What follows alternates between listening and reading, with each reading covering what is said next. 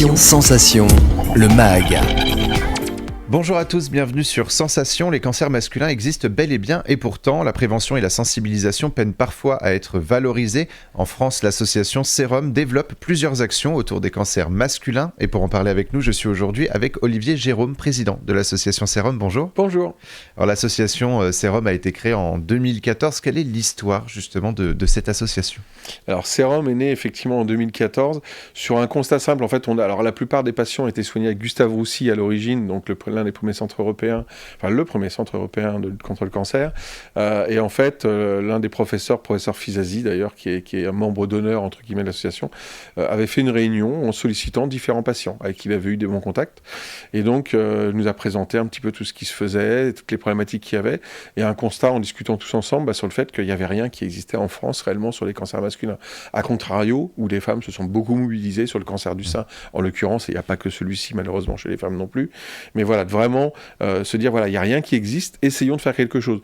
On n'était pas du tout dans l'associatif, c'était une grande aventure effectivement qui commençait, et de se dire voilà, on n'avait pas eu, nous à l'époque, moi ça date de 2001, le cancer des testicules que j'ai eu, mais pas eu d'accompagnement à l'époque, donc peut-être un manque effectivement à combler, et de s'apercevoir que comme les hommes n'en parlaient pas, il fallait vraiment prendre un peu les choses en main et les accompagner beaucoup plus que eux ne peuvent le faire tout seuls. Et pourquoi ce nom Sérum ? Alors Sérum, c'est la fin du cancer, donc CER, et le début de l'homme, HOM.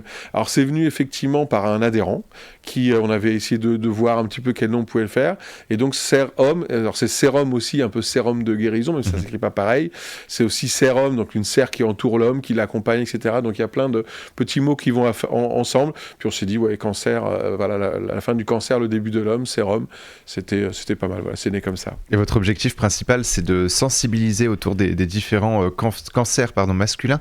Quelles sont les actions justement de sensibilisation que vous mettez en place tout au long de l'année ? Alors déjà, on intervient régulièrement dans les hôpitaux à certains moments, alors beaucoup plus facilement au mois de novembre, effectivement, qui est le mois où on met en visibilité les cancers masculins, c'est là qu'on le voit le plus en tout cas. On intervient sur des stands pour faire de la sensibilisation auprès des hommes, ça c'est l'une des tâches. On a à côté de ça un centre d'écoute qui est là fait pour que les hommes puissent nous appeler, puisqu'ils n'osent pas venir en parler directement, donc par l'anonymat, par un numéro de téléphone vis-à-vis de ça.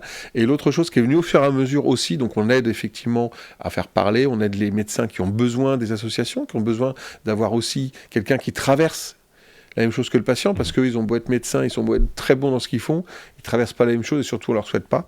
Donc ça, c'est l'accompagnement qu'on fait. Et à côté de ça, au fur et à mesure des années, on a décidé de faire des spots ou en tout cas de la sensibilisation. Donc on travaille aussi sur des petites vidéos, on travaille sur des shows avec des professionnels, on a travaillé sur vraiment des spots de sensibilisation, sur des petites vidéos explicatives, sur des web émissions, sur tout un tas de sujets qui va permettre en fait de pouvoir, par différents moyens, de sensibiliser les hommes, parce que si l'homme ne sait pas alors qu'il y a des cancers qui existent, il va pas forcément y faire attention, et les hommes sont un peu moins présents, enfin un problème avec la médecine, ou en tout cas avec tout ce qui est maladie que n'ont pas les femmes en règle générale.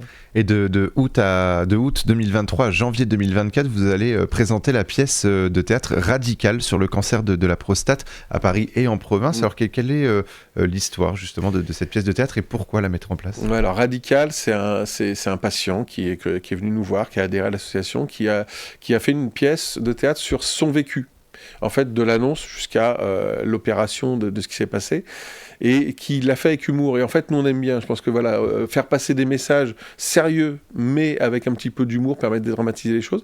Donc là, c'est l'histoire d'un malade qui apprend, qui tombe le ciel sur la tête, avec effectivement tout ce qu'il peut y avoir au niveau d'une opération par rapport à la prostate, etc.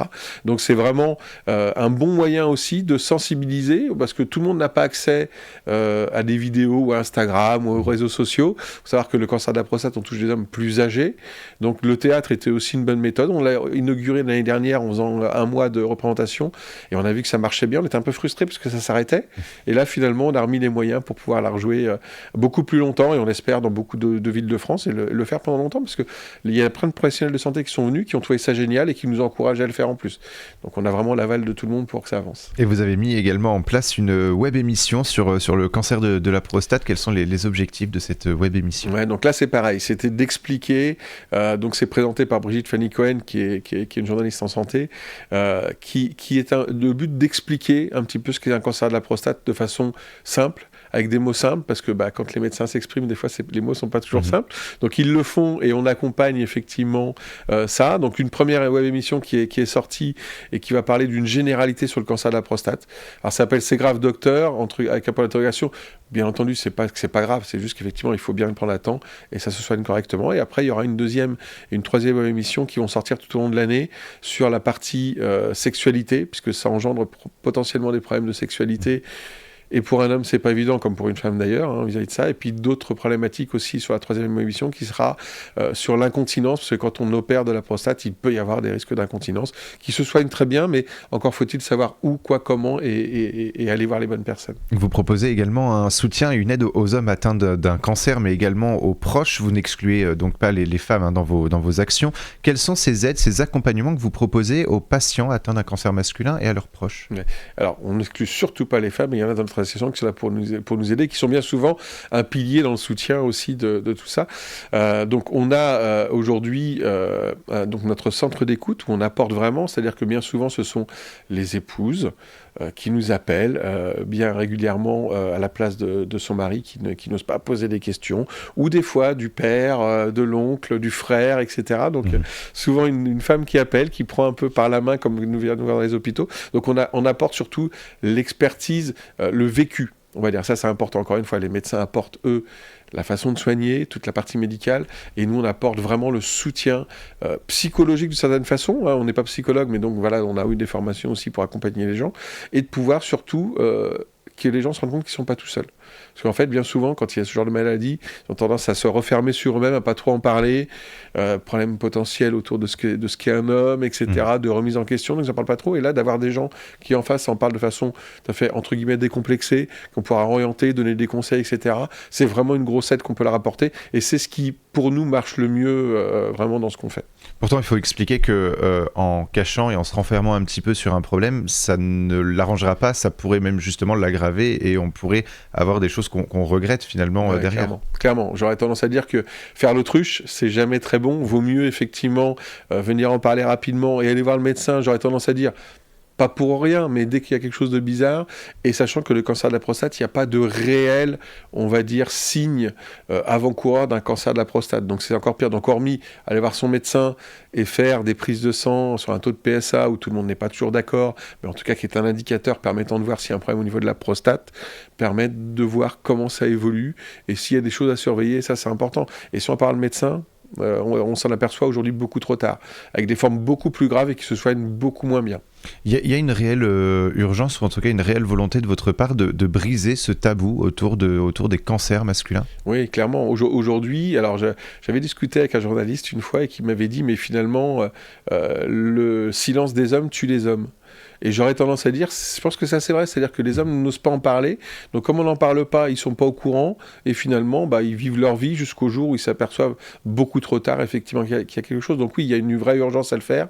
On n'est pas assez nombreux à en parler, donc on a un peu plus de bénévoles dans l'association, et on a besoin d'aide, d'ailleurs, s'il y a des gens qui ont envie de venir nous aider, il n'y a pas de problème, mais vraiment d'aller très vite, puisque il y a quand même 50 000 nouveaux cas par an de cancer de la prostate, avec quasiment entre 8 000 et 9 000 décès par an, donc un homme meurt en France toutes les heures d'un cancer de la prostate. Donc oui, il y a urgence à le faire. Et donc, un homme averti en vaut deux.